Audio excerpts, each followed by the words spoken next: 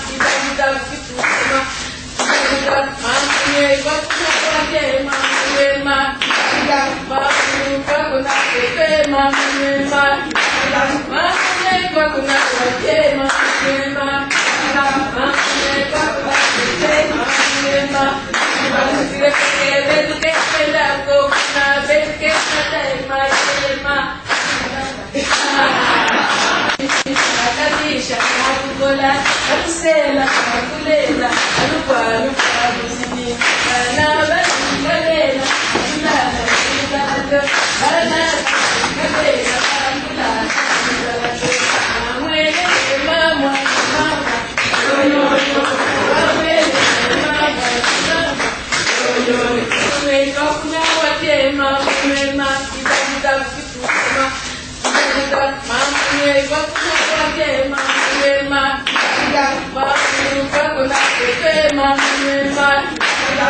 J'ai le bonheur de remercier et de présenter nos compliments à chacune et à chacun de vous en ces titres et qualités. Et je remercie toutes et tous d'avoir répondu à notre invitation. Et je remercie particulièrement les femmes politiques qui, en répondant à notre invitation, nous permettent de montrer que la solidarité que nous prêchons n'est pas vide de sens, mais elle couvre une réalité qui nous rendra fortes et fera de notre dynamique un courant d'action incontournable pour remettre le Congo sur les rails. Et je dis donc merci à Isabelle Durand qui nous apporte la solidarité des femmes européennes en sa qualité de vice-présidente du Parlement européen. Merci à toutes les femmes belges dans leur diversité qui ont accepté de venir et nous aider à montrer que la démocratie n'est pas un vain mot et que seules les causes communes justes pour la dignité de la personne doivent l'emporter lorsque l'on s'engage pour la cause humaine.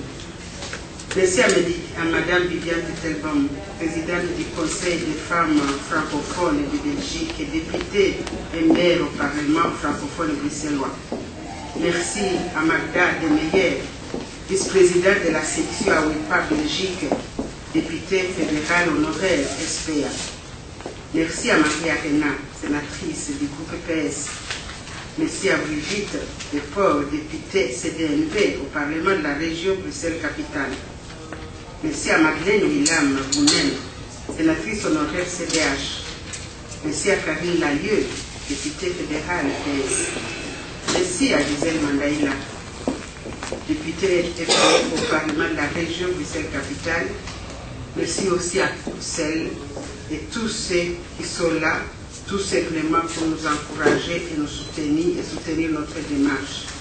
Merci à toutes celles que je n'ai pas nommées, mais qui viennent nous apporter aussi leur expérience qui souvent nous la montrent. Alors, je crois que j'aurais voulu vous présenter les Kinefek, mais je ne vais pas m'y attarder, car les documents qui contiennent la phase que nous avons mis à votre disposition vous éclaireront à cet égard.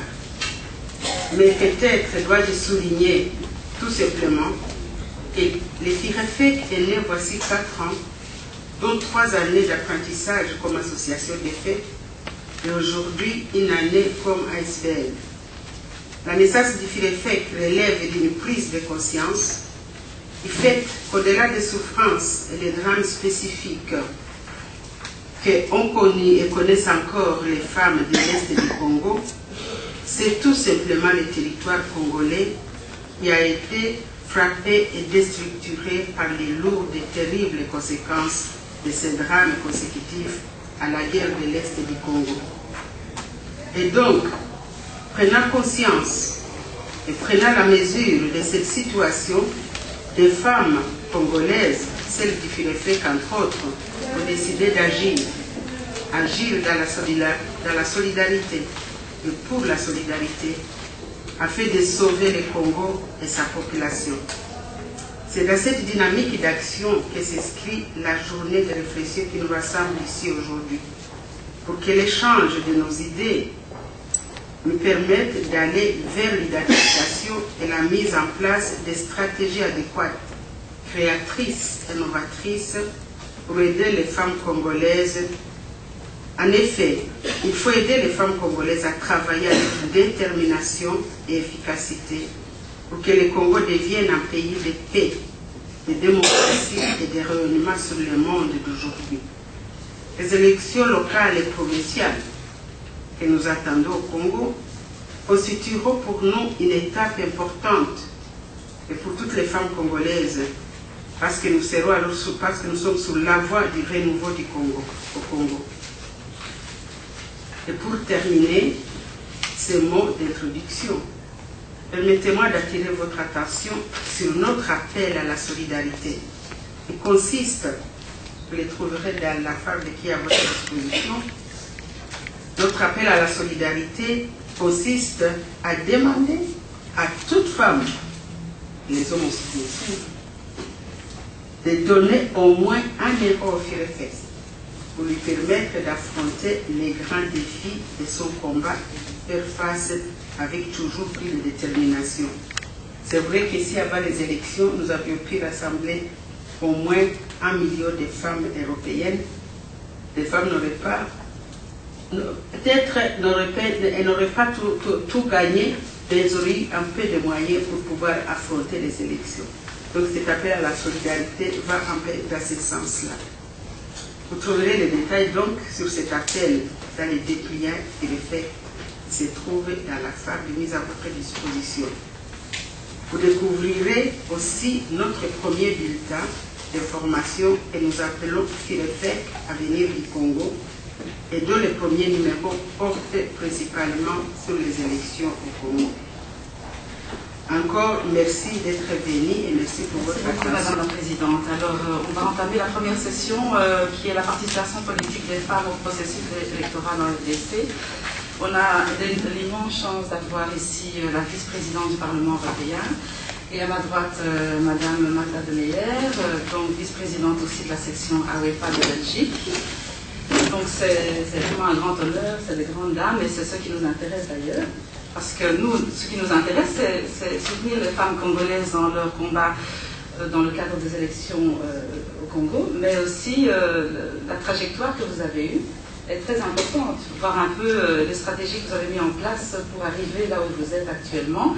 Ça nous intéresse aussi. Je pense que c'est des leçons, on a des leçons à tirer, en tout cas de votre parcours personnel et dans le cadre politique. Madame Durand, vous êtes vice-présidente maintenant du Parlement européen, mais vous avez d'abord été co-présidente d'Ecolo, qui est quand même un parti aussi qui est monté progressivement en Belgique. Vous avez fait ce parcours avec ce parti. Vous avez aussi d'abord été députée européenne, donc vous avez vraiment tout un long parcours. Et puis vous connaissez bien le Congo, puisque vous avez observé quand même les élections en 2006. Et puis actuellement aussi, donc voilà, c'est un peu ce que nous demandons aujourd'hui. Je vous cède rapidement la parole parce que je sais que vous partez assez tôt et j'aimerais que la salle puisse avoir quand même l'occasion d'avoir un échange avec vous. Bon, alors j'ai beaucoup apprécié la chanson de Stella, et donc je me suis dit, tiens, au Parlement européen, on parle 23 langues. Hein. Donc on pourrait essayer avant chaque session plénière, en 23 langues, de faire une chanson. Je ne suis pas sûre que ça marchera parce que malgré tout, les Européens ne sont pas des Congolais, donc je crois que je ne vais pas essayer. Mais donc d'abord, merci pour votre invitation. Enfin, c'est avec plaisir que j'ai accepté, même si je n'ai pas beaucoup de temps, parce que vraiment, et je l'ai dit en arrivant, si moi ou d'autres, je peux contribuer d'une manière ou d'une autre à faire du transfert d'expérience par rapport à l'enjeu des élections locales et provinciales au Congo, évidemment que je vais le faire. Je l'ai déjà fait avant et si je peux continuer, je le ferai. Parce que je crois vraiment que, vous l'avez vu dans la phase des résolutions que nous avons fait voter au Parlement européen à Strasbourg il n'y a pas longtemps, il y a 3 semaines, parce que justement, oui, le Congo a voté pour les élections législatives et présidentielles dans un contexte très compliqué, des élections qui n'étaient franchement pas les meilleures qui soient, c'est le moins qu'on puisse dire. Mais je pense que je suis contente que ce soit les femmes du Firefek qui maintenant ne tournent pas la page des élections législatives et présidentielles, mais disent mais non, on se met au travail pour les suivantes. Parce que c'est ça qui compte. D'ailleurs, en démocratie, je le dis puisque on partage un peu de l'expérience personnelle, voilà, Écolo n'a pas toujours été un parti qui faisait 10, 12, 15 ou 20%. Il y a des élections qu'on a perdues lourdement, y compris moi d'ailleurs, puisque quand je suis sorti de charge au gouvernement fédéral, on s'est complètement ramassé. Ce qui compte, et je constate d'ailleurs que c'est souvent les femmes en fait qui se remettent debout, c'est qu'à un moment donné, quand quelque chose s'est mal passé, la seule solution qu'on a, c'est de se remettre debout évidemment et de rechercher des stratégies nouvelles pour avancer. Et donc je pense que les élections locales et provinciales, pour qu'elles marchent, il faut qu'elles reposent sur vous. Franchement, j'en suis convaincue. Je pense que ce sont des élections extrêmement importantes, parce qu'elles ont évidemment l'avantage dans un si grand pays que le Congo d'être plutôt dans la proximité, parce que pour beaucoup de personnes, quand bien même une femme est élue députée, elle part à Kinshasa, c'est difficile, le lien avec la circonscription, la ville ou le village est très difficile, parce qu'en plus les déplacements sont compliqués. Et donc je pense que l'élection locale est sans doute celle dans laquelle on peut le plus aisément essayer de convaincre, rassembler du monde autour de soi. Donc je crois que c'est très très important que vous vous y mettiez pour ces élections-là parce que elles peuvent avoir un effet assez considérable et assez visible à court terme sur une série de petits projets. Il faut être extrêmement modeste. Je n'ai pas prétention à connaître parfaitement le Congo, mais pour ce que j'en connais, que ce soit à Kinshasa, que ce soit dans l'Est a fortiori, que ce soit du côté de Kisangani, que ce soit dans toutes les provinces, l'enjeu est gigantesque. Les attentes sont immenses. Et donc je pense qu'il faut avant tout, quand on entame une campagne électorale locale, d'abord être, comment je dirais, sûr de ses capacités. Il n'y a pas de raison que les femmes ne soient pas capables, au contraire, d'être maire, ou je crois qu'on appelle ça au Congo, chef, dans les chefferies, enfin bon, pas de problème, les femmes sont capables d'exercer des mandats exécutifs locaux. C'est une évidence. Donc être sûr de ses capacités. Deuxièmement, je pense que quelque chose qui est important, parce que la bataille est rude, non seulement parce qu'elle est difficile sur le fond, mais aussi qu'il y a des adversaires dans une campagne électorale, je pense qu'il faut être bien entouré, très solidaire. Et donc être bien entouré dans son groupe proche, dans sa famille, dans ses amis, et, si possible, dans un parti.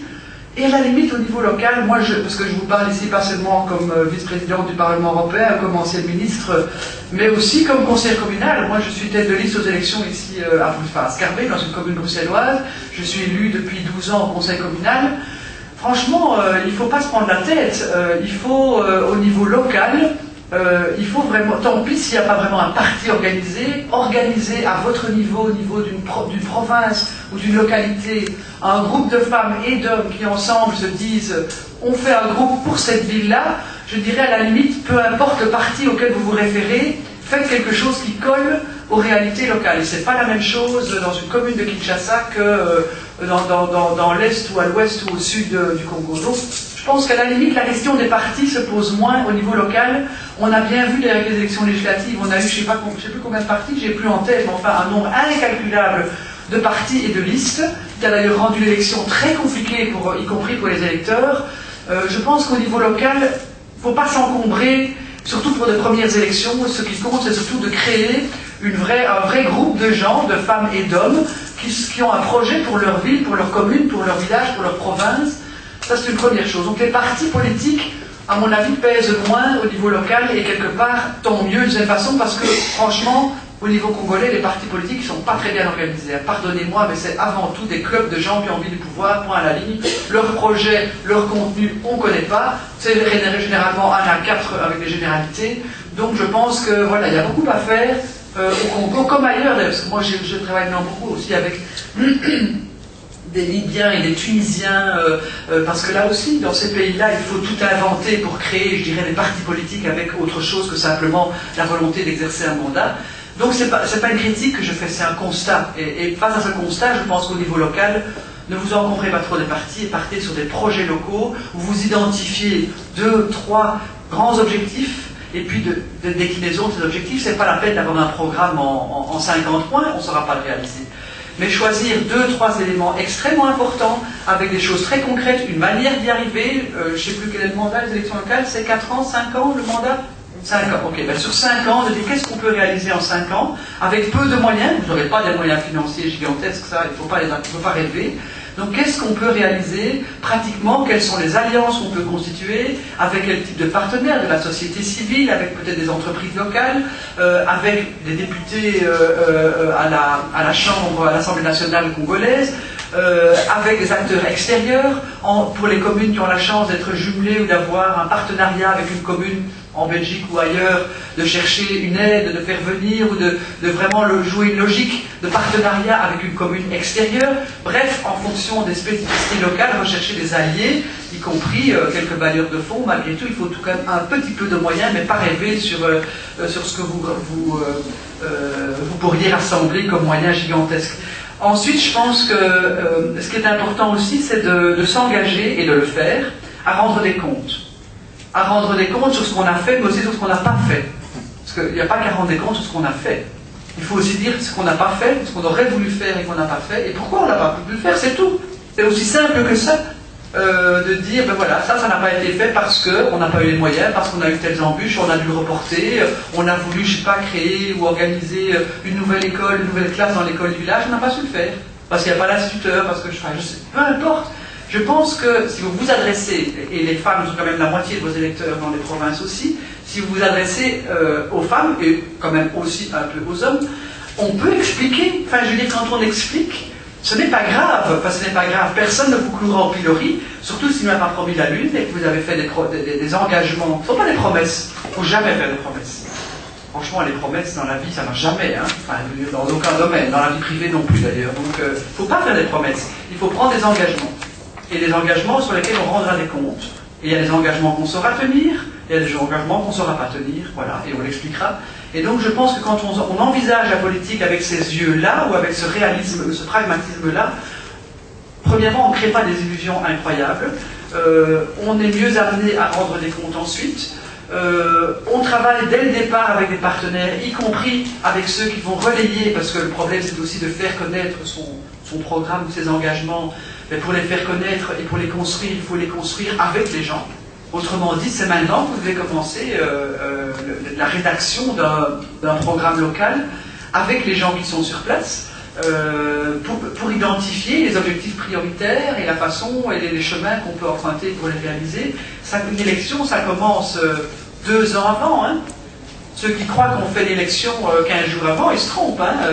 Il faut le commencer avant pour tisser déjà des liens, essayer d'entendre un peu les besoins.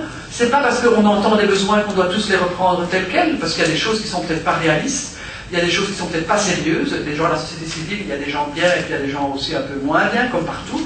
Et donc, avec ça, après ça, il faut faire une synthèse de ça et essayer de garder sans cesse une logique de rassemblement des acteurs, parce que les enjeux sont tellement difficiles que si on y va en ordre dispersé, on perd de l'énergie, on perd des forces, et elles sont quand même comptées. Et donc, si on veut des chances de réussir, je pense qu'il faut essayer de à la fois rassembler et trier les objectifs.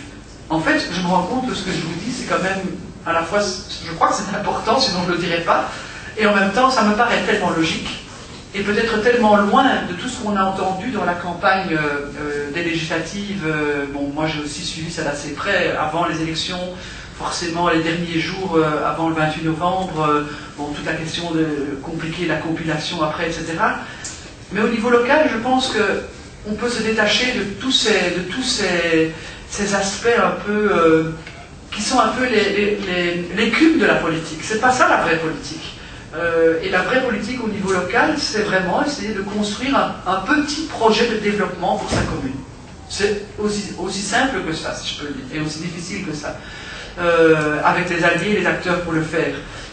Je pense que le reste est des choses... Laissons ça pour des élections législatives futures, mais vous avez à travailler à une échelle raisonnable, et si certains jouent la carte de la même modalité que l'élection législative pour les élections locales, vous le gagnerez par, je dirais, le réalisme et les gens. Je pense que les populations étaient tellement déçues de l'élection qui vient de se passer. Enfin, les gens sont tellement soit fâchés, soit déçus, ou les deux, parce que tout simplement l'élection ne s'est pas très bien passée.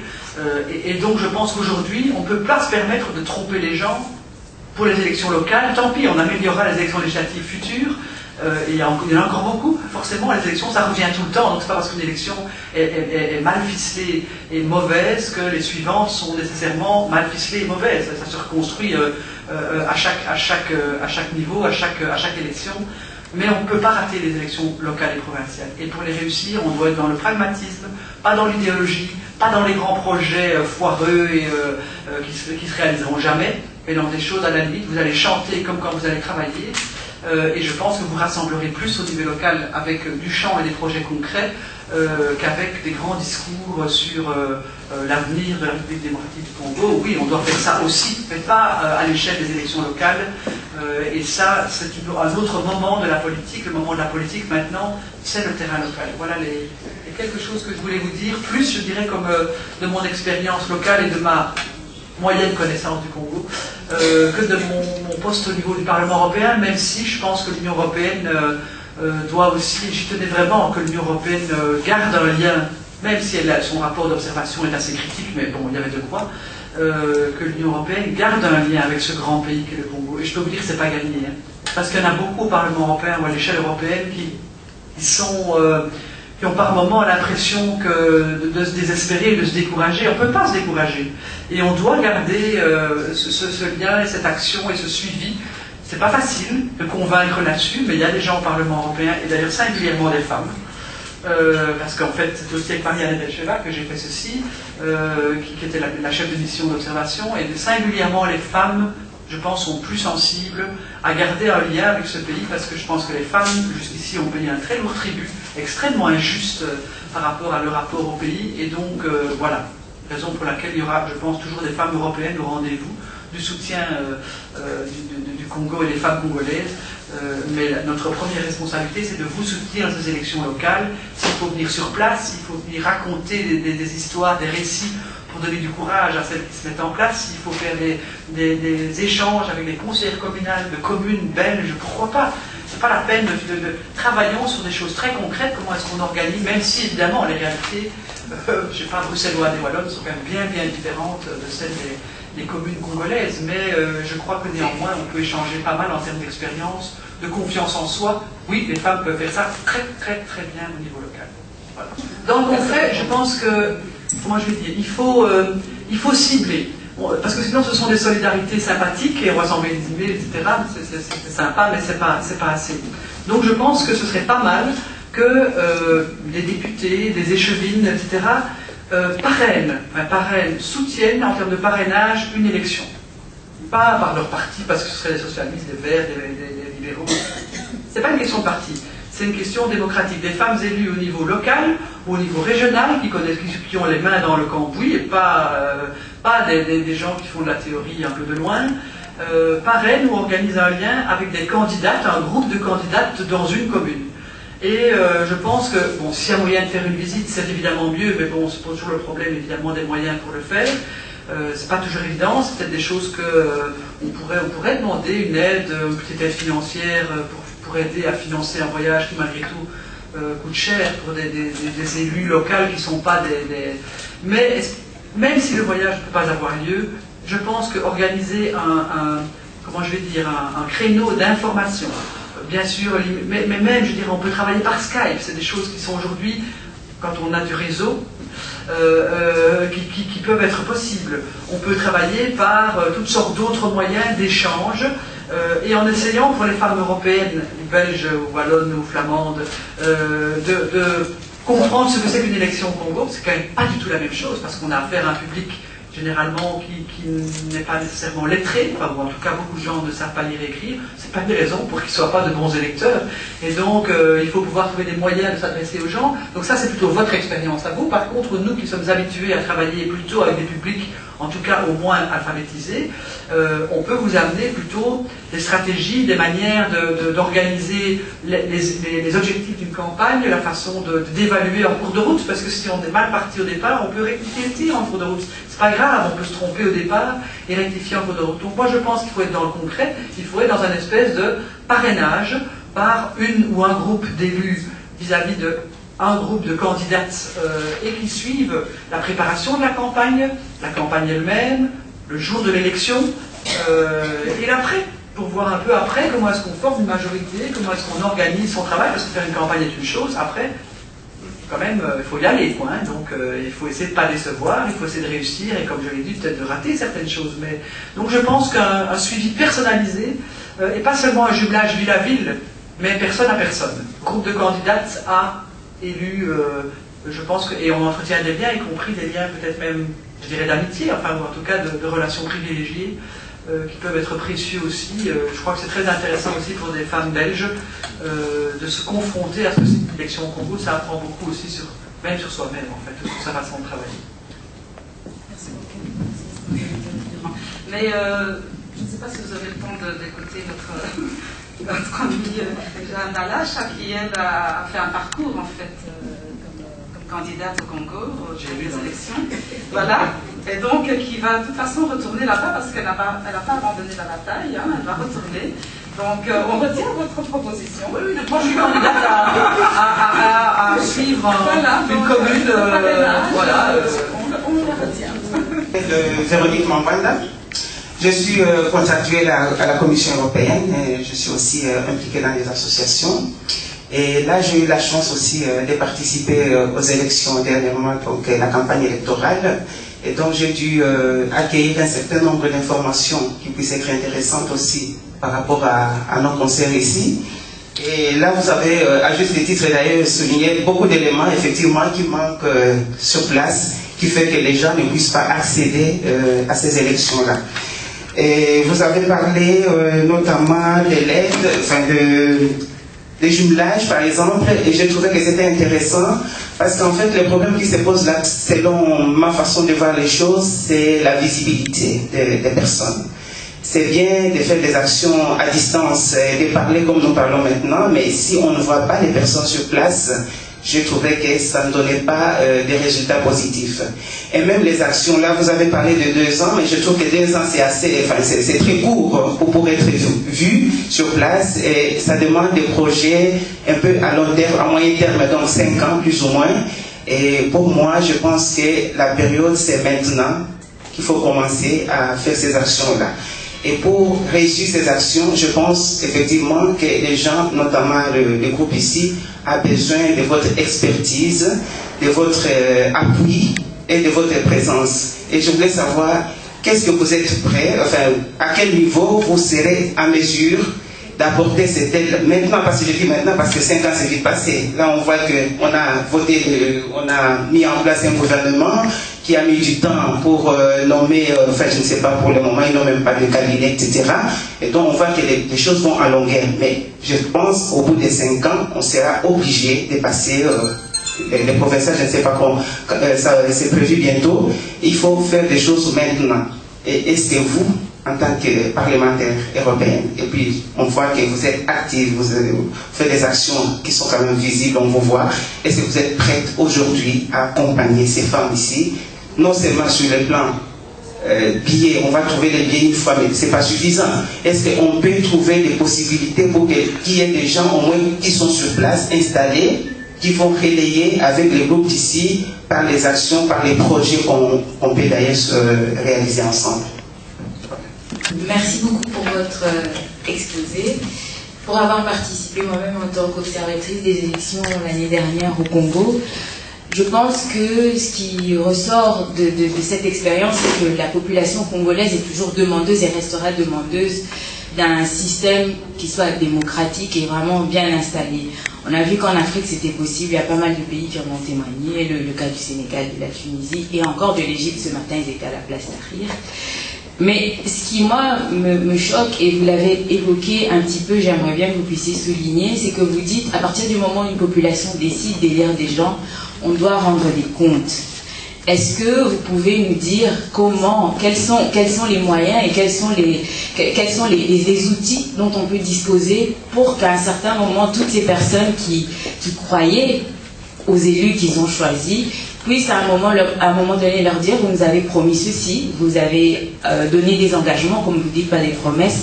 Comment est-ce que ça se fait qu'aujourd'hui vous n'y êtes pas arrivé? Parce que je pense que c'est là l'un des enjeux aujourd'hui des élections locales dont on est en train de parler. Je pense que là le train il est parti, ça va être au mois de janvier, on est déjà en retard, le travail en amont il aurait dû être fait depuis longtemps, mais bon c'est pas grave, il y a un éveil aujourd'hui. Mais comment est-ce qu'on fait pour demander à des gens de nous rendre les comptes? Salut Marie qui est là, et Magda pareil, elle taraude de tous les hommes et les femmes politiques, y compris dans les pays où les élections, comme en Belgique, où les élections existent depuis très très longtemps. Donc le fait de rendre des comptes, c'est pas si simple, vous avez raison. Je pense que c'est plus facile au niveau local, parce qu'au niveau local, malgré tout, il est plus facile d'appréhender ce qu'on a fait ou ce qu'on n'a pas fait, c'est plus visible. Je crois que dès le départ, si on travaille avec la société civile, parce que chacun individuellement peut demander des comptes, mais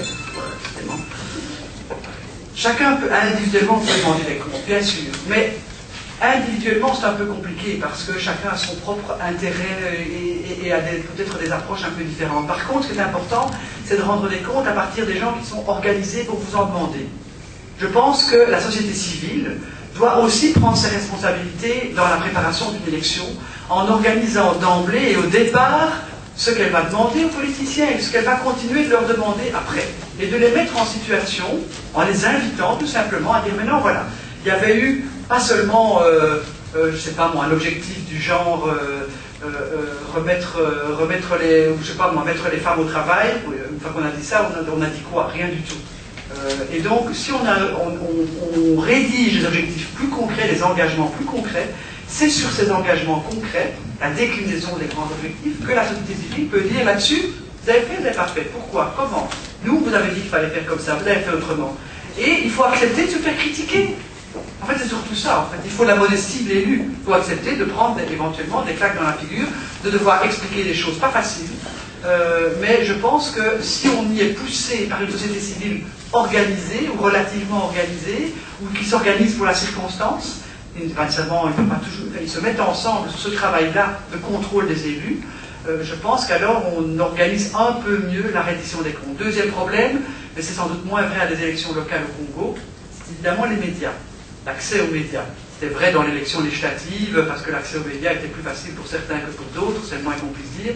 Et par ailleurs, quand on a très peu de temps dans un média télévisé, ben voilà, on est vite enclin à dire des choses sur lesquelles après, comment vous voulez rendre des comptes là-dessus. C'est pas possible de rendre des comptes puisqu'au fond, on a dit que des généralités.